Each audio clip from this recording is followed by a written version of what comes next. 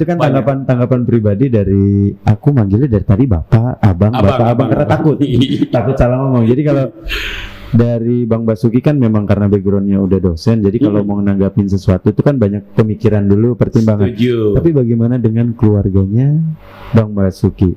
Istri mungkin atau orang tua masih ada? Masih ada. Gimana?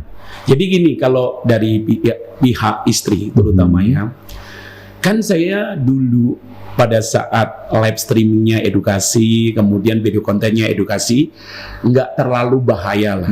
Kemudian saya pakai jas, pakai dasi kalau bikin video konten, live streaming pun sama, saya pakai jas, pakai dasi. Sampai sekarang live streaming tuh iya, kayak ada uniform sendiri. Iya, dulu kan 100% live streaming saya itu ngajar, edukasi tentang TikTok, nggak ada PK. Nah, baru 6 bulan ke sini baru ada PK. Kenapa itu sampai mempelajari PK? Karena ada untungnya atau bagaimana? Oke. Gini. Jadi satu hari ada saudaranya Bang Anggun. Kalau ngomong PK top number one-nya Indonesia, legendnya Indonesia adalah Anggun. Ya, Bang Anggun memerintahkan saudaranya itu, akunnya namanya Sultan TikTok, untuk ke room saya, untuk dengerin saya ngajar. Kemudian Sultan TikTok itu nge-keep. Saya terima kasih banget ke Sultan TikTok ya. Terus kemudian beberapa hari kemudian datang lagi, dengerin, nge-keep lagi.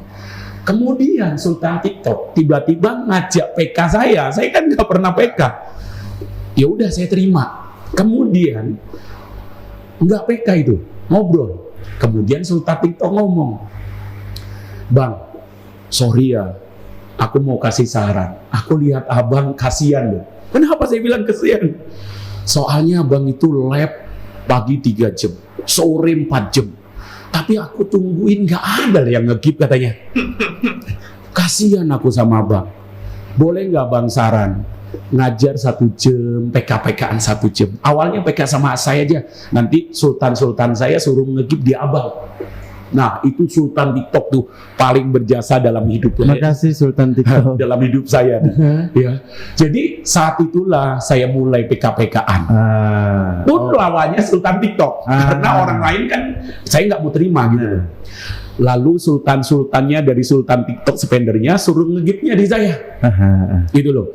Karena Sultan TikTok merasa saya lab 7 jam, 8 jam per hari, tapi gipnya mawar gitu loh. Mungkin karena pemikirannya Sultan TikTok tadi harusnya bisa dapat lebih banyak dari itu. Betul, setuju. Ya, betul. Nah, akhirnya dari situlah saya belajar PK-PKan. Tapi satu hari saya lah PK sama orang. Orang itu ternyata baperan. Kalah, kemudian nantangin saya untuk PK janjian. Saya kan nggak ada spender, saya juga nggak tahu mau ngubungin siapa untuk bantu saya kan. Kalau sekarang mah berani aja. Kemudian saya PK sama dia, kalah lah saya dibantai habis. Orang nggak ada yang datang tempat saya poinnya nggak lebih dari 100, dia udah puluhan K.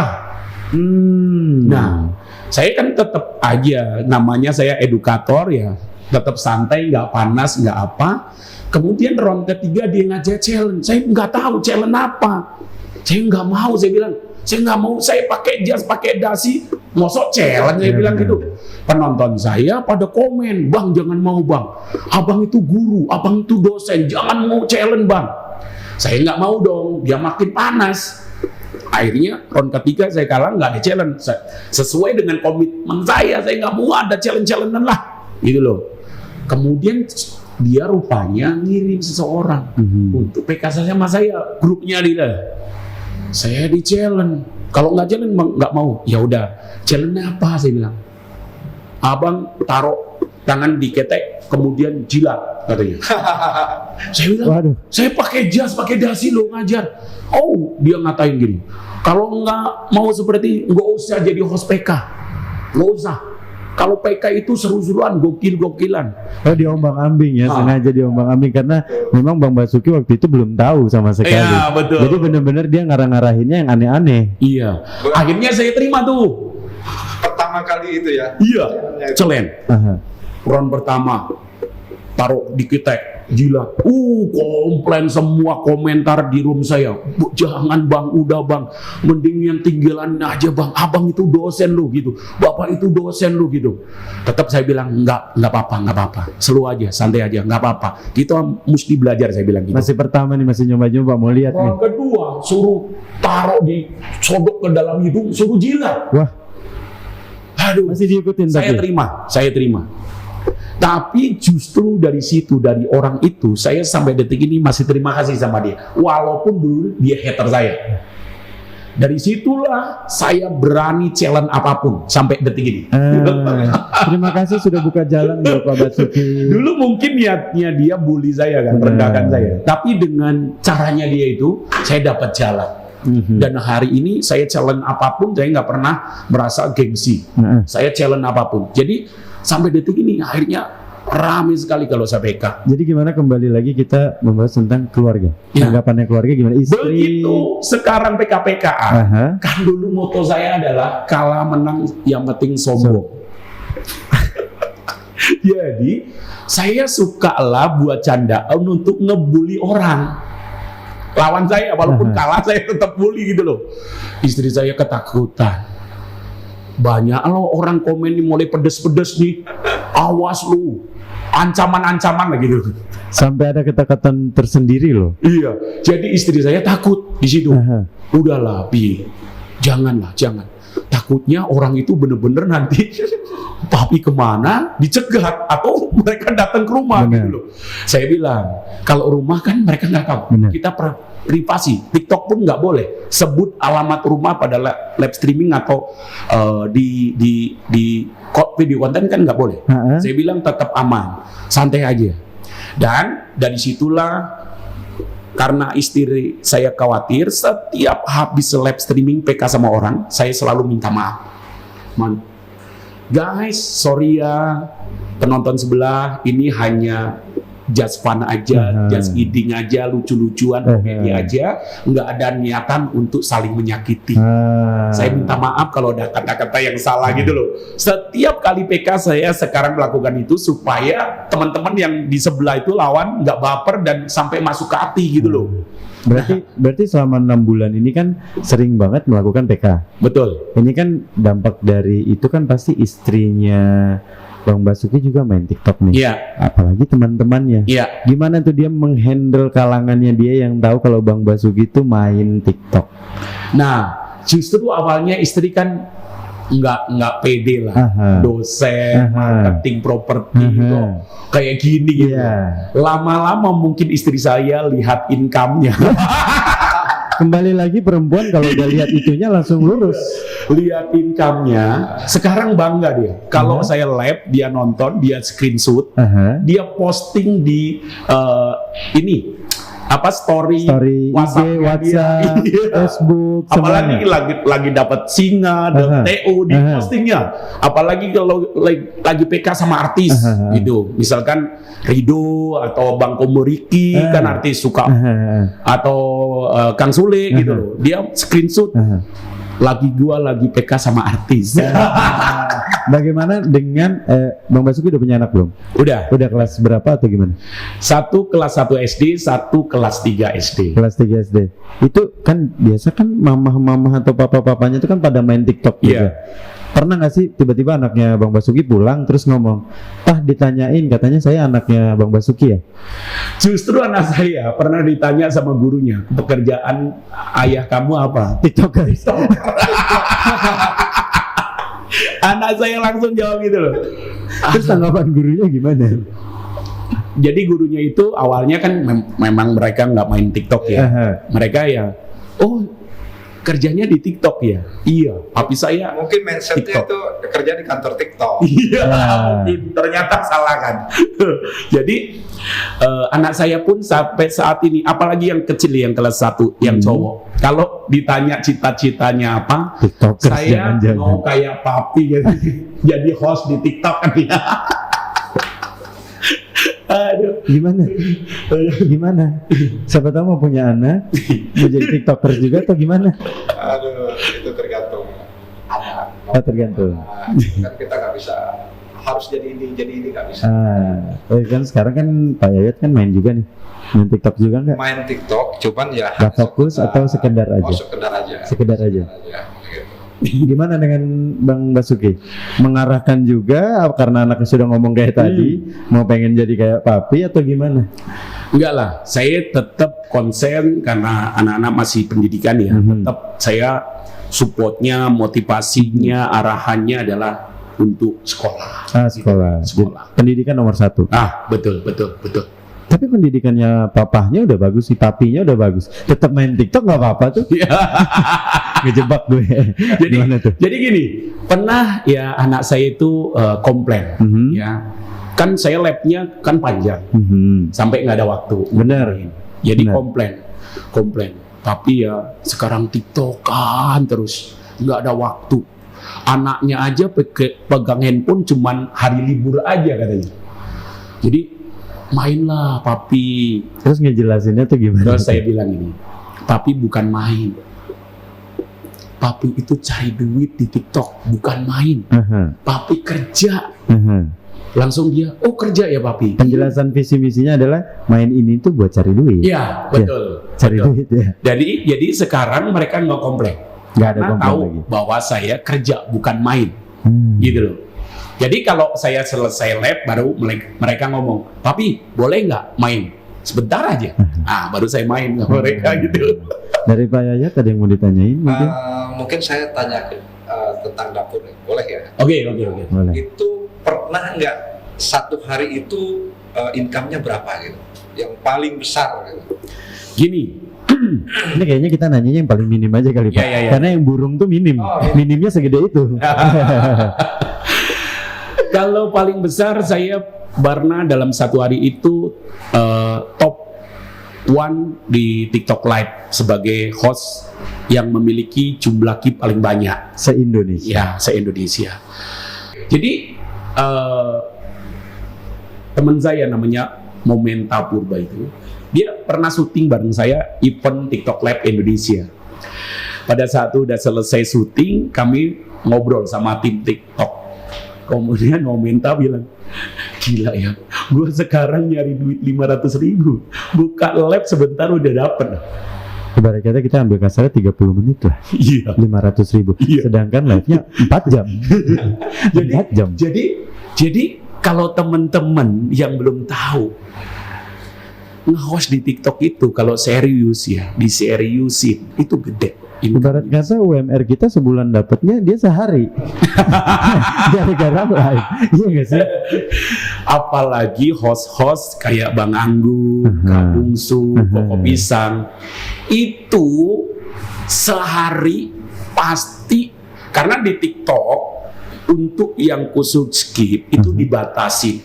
Satu hari maksimal WD cuman $1.000, nggak boleh lebih. Walaupun saldo di akun kita $10.000 misalkan, tetap yang bisa di WD dalam satu hari adalah $1.000. Withdraw ya, Withdraw. Ditarik ke rekening. Kenapa itu masalahnya itu? Ya pasti mereka punya alasan tertentu lah dari TikToknya. Ibarat kata perhitungan di mana jangan sampai melebihi. Iya. Karena banyak pengguna soalnya. Betul. Terus kalau ngomong seperti Bang Anggun yang merupakan topnya host PK di TikTok ya, Bang Anggun, Kak Bungsu, Koko Pisang itu setiap hari pasti $1.000. Setiap hari. Gimana? Mau $1.000 juga apa gimana? Udah mau mulai $1.000 juga? Sehari loh. Setiap hari. Karena Bang Anggun itu setiap hari nggak mungkin pendapatan demennya itu di bawah 200.000. Nggak mungkin. Jadi intinya tuh kita fokus aja dulu dengan apa yang dilakukan, terus tahu metode-metode apa yang harus dilakukan. Seperti yang dibilang tadi sama Bang Basuki. Ini harus sama dengan ininya. Betul. Live-nya harus dari jam berapa ke jam berapa. Betul. Berapa lamanya juga itu harus diperhitungkan ya. Betul. Kalau gitu aku minta boleh nggak pesan dan kesan buat para penontonnya di sini tentang TikTok aja deh, atau tentang mencakup kehidupan yang meranahnya ke TikTok juga boleh. Oke. Silakan di sebelah sini. Oke. Jadi teman-teman semuanya yang lagi membangun akun TikToknya. Yang perlu diketahui paling dasar adalah bahwa akun TikTok ini atau aplikasi TikTok ini bisa menghasilkan duit yang sangat besar.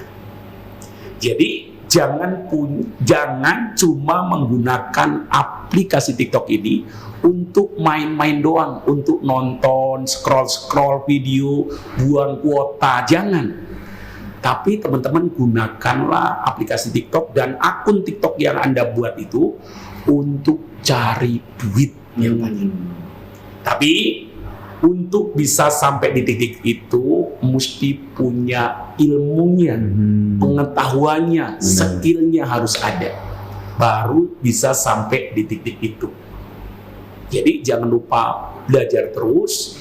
Dan teman-teman, kalau pada saat merintis kemudian ada hal-hal negatif yang menghampiri hidup Anda, jangan give up, jangan pernah menyerah. Jangan pernah menyerah. Itu adalah bagian dari proses. Tidak ada satupun di dunia ini yang instan yang bisa besar. Ya, mesti melalui sebuah proses baru bisa besar. Gitu loh. Jadi, dan saya sarankan jangan sekali-kali Anda menggunakan akun TikTok atau aplikasi TikTok ini hanya sekedar untuk nonton aja. Rusak batin Anda. Karena TikTok sendiri membuat video konten kayak kampanye yang mengkampanyekan orang untuk sadar bahwa main TikTok ada waktunya. Jangan semua waktu yang Anda punya untuk nonton, nge-scrollin TikTok. Benar. Ada waktunya istirahat, ada waktunya makan, ada waktunya bersama keluarga, ada waktunya untuk ibadah dan sebagainya. Jadi jangan semua waktu Anda guna, bangun tidur langsung TikTok, istirahat kerja TikTok, sampai lupa anak, lupa istri, lupa makan, lupa tidur dan sebagainya, lupa ibadah. Jangan. Begitulah kesan pesannya. Ini pertanyaan terakhirnya sebelum penutupan. Dengan apa yang dijalani sama Bang Basuki sekarang ini, tujuan dan masa depan apa yang dituju sekarang ini? Kan ini udah jadi TikTokers terkenal nih, memberi edukasi, memberi informasi ke depannya. Mau yang seperti apa? Saya dari awal sampai nanti akhir, saya ingin menjadi orang yang bermanfaat. Saya ingin semua video-video konten saya, live streaming saya di TikTok itu bermanfaat bagi banyak orang. Mengenai prestasi, mengenai pencapaian itu bukan nomor satu bagi hidup saya. Tapi yang nomor satu adalah saya berharap dari awal sampai akhir nanti semua video konten saya, semua live streaming saya bisa bermanfaat bagi banyak orang. Itu goal saya. Gitu. Tepuk tangan ya, biar nggak sepi-sepi banget ya. Selesai ini sebenarnya Pak. Ya. Mau menutup atau bagaimana? Saya sih ada satu untuk menyampaikan untuk ke para yang komen-komen itu ya. Cakep. Nah, yang komen-komen. Cakep. Bagi teman-teman yang komen di bawah itu harus saling menghargai.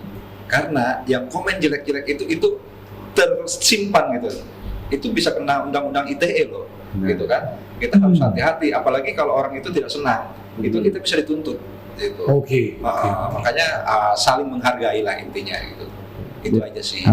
Dari Pak Yayat itu aja. Gitu.